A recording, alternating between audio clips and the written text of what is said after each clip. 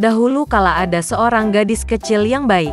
Dia manis kepada semua orang yang hanya melihatnya. Tapi dia adalah yang terindah dan tersayang dari semua neneknya, yang bahkan tidak tahu apa yang harus diberikan kepada cucu tercintanya. Suatu kali dia memberinya topi beludru merah. Dan karena topi ini sangat cocok untuknya, dan dia tidak ingin memakai apapun, mereka mulai memanggilnya Little Red Riding Hood. Suatu ketika ibunya meminta untuk membawakan sepotong kue dan sebotol anggur untuk neneknya.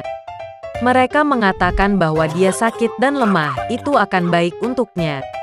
Dia memerintahkan ibuku untuk tidak melarikan diri dari jalan, jika tidak dia akan jatuh dan memecahkan botol, dan kemudian nenek tidak akan mendapatkan apa-apa. Dan ketika dia datang ke neneknya, agar dia tidak lupa untuk menyapanya. Little Red Riding Hood patuh, mengambil hadiah dan berangkat. Dan nenek saya sudah tinggal di belakang hutan, setengah jam berjalan kaki dari desa.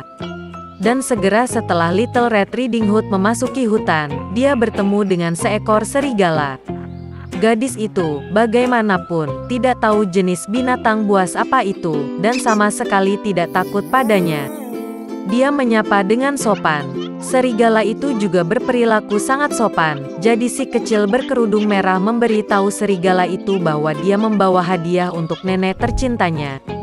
Dan ketika dia memberitahu bagaimana cara pergi ke rumah neneknya, serigala berpikir dalam hati bagaimana dia bisa memakan tidak hanya wanita tua itu, tetapi juga seorang gadis cantik. Dan kemudian serigala berpikir untuk menunjukkan kepada Little Red Riding Hood sebuah padang rumput yang luas dengan bunga-bunga indah. Gadis kecil berkerudung merah, saat dia melihat banyak bunga yang indah, berpikir bahwa akan menyenangkan untuk membawakan nenek seikat bunga segar, karena itu juga akan menyenangkan hatinya. Ya, dan lari dari jalan ke samping, dan mulai mengumpulkan bunga.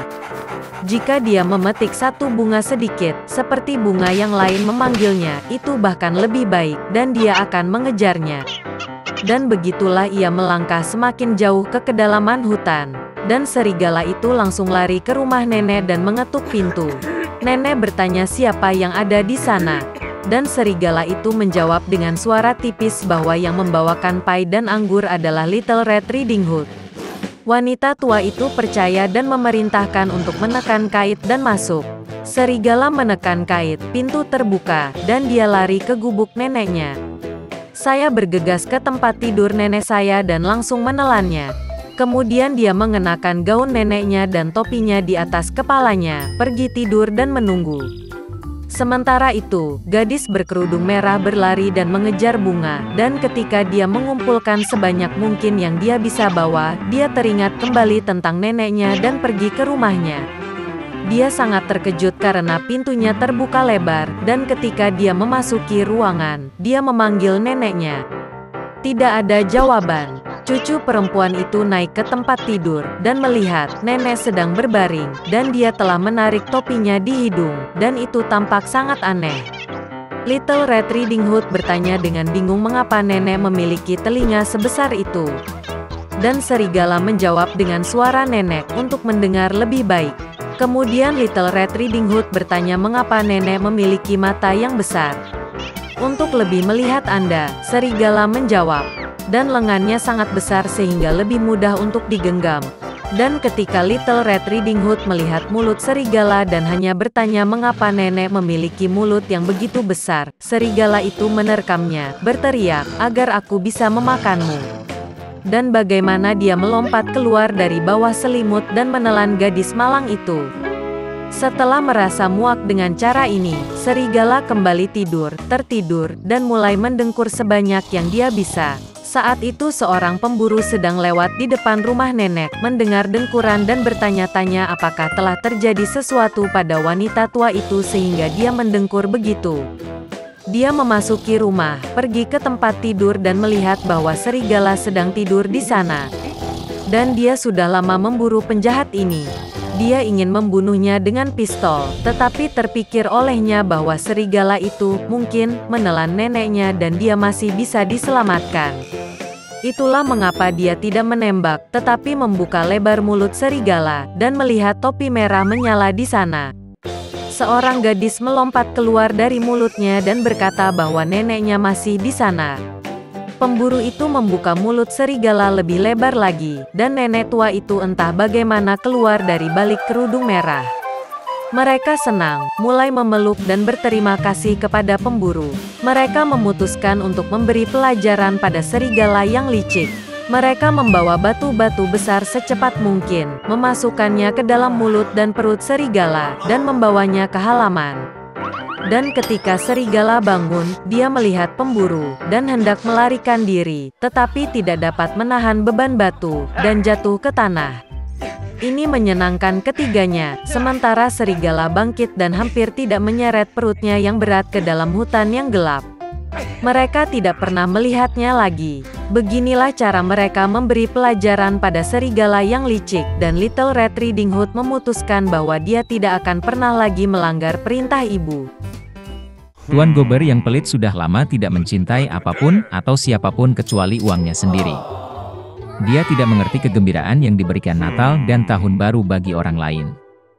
Karena itu, pada malam liburan, lelaki tua itu menolak membiarkan asistennya pulang kerja lebih awal yang ingin membelikan hadiah untuk putranya. Tuan Gober bahkan menolak undangan keponakannya untuk merayakan Natal bersama keluarganya, dan juga menolak untuk menyumbangkan uang untuk membantu anak-anak yang membutuhkan.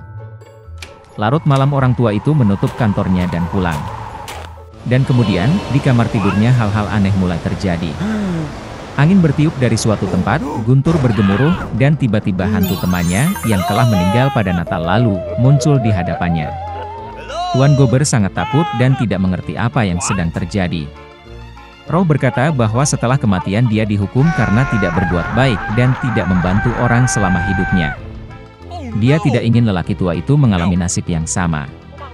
Jadi dia memperingatkan Gober bahwa 3 hantu lain akan segera mengunjunginya. Setelah kata-kata ini, roh itu menghilang. Orang tua itu berpura-pura tidak terjadi apa-apa. Namun tak lama kemudian, hantu seorang anak muncul di hadapannya. Tuan Gober tercengang karena itu adalah semangat tahun-tahun terakhirnya. Hantu dengan bantuan sihir memindahkan mereka ke masa lalu. Orang tua itu melihat dirinya sebagai anak kecil di kota tempat dia dilahirkan dan dibesarkan. Dia sedang mendekorasi pohon Natal dan dia bersenang-senang. Kemudian Tuan Gober melihat dirinya di masa mudanya, pada hari ketika, dengan penuh kegembiraan dan harapan, dia melamar kekasihnya.